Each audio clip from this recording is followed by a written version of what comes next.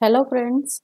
AP DSC 2024 దీనికి సంబంధించి ఒక అప్డేట్ అయితే వచ్చింది. సో, ఈ అప్డేట్ ఏంటంటే ఆంధ్రప్రదేశ్ రాష్ట్ర ప్రభుత్వం విడుదల చేసిన డిఎస్సి నోటిఫికేషన్‌కి సంబంధించి ఆంధ్రప్రదేశ్ హైకోర్ట్‌లో పిటిషన్‌ని వేయటం జరిగింది.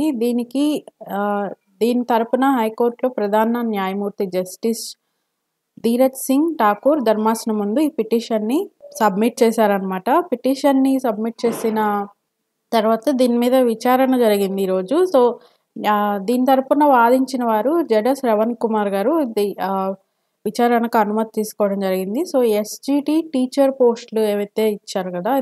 DSC notification. So, SGT teacher పోస్టులకు బీఈడీ కూడా అప్లై చేసుకోవచ్చు అని చెప్పి ఇచ్చారు కాబట్టి, దానికి సంబంధించి అనుమతి ఇవ్వటం మీద సుప్రీంకోర్టు నిబంధనలకు వ్యతిరేకం అని చెప్పి పిటిషనర్ న్యాయవాది వాదిస్తున్నారు.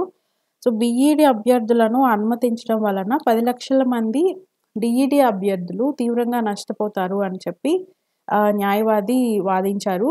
సో, ఎన్‌సిటిఈ నిబంధనలకు పూర్తిగా వ్యతిరేకంగా ఆంధ్రప్రదేశ్ రాష్ట్ర ప్రభుత్వం ఖాళీల ప్రక్రియ చేపట్టింది అని చెప్పి పిటిషన్ వేశారు.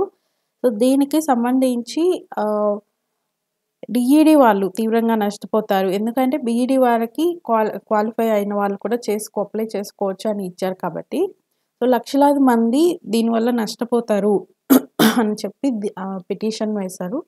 సో, పిటిషన్ పైన అత్యవసర విచారణ సోమవారం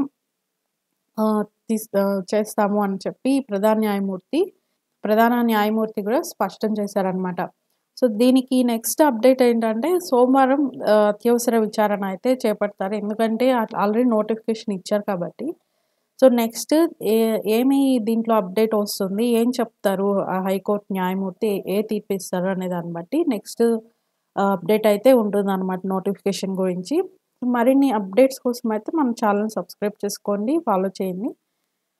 నెక్స్ట్ అప్డేట్ వచ్చిన వెంటనే మీకు ఏం జరిగిందనేది చెప్తాను. ఓకే. Thank you friends.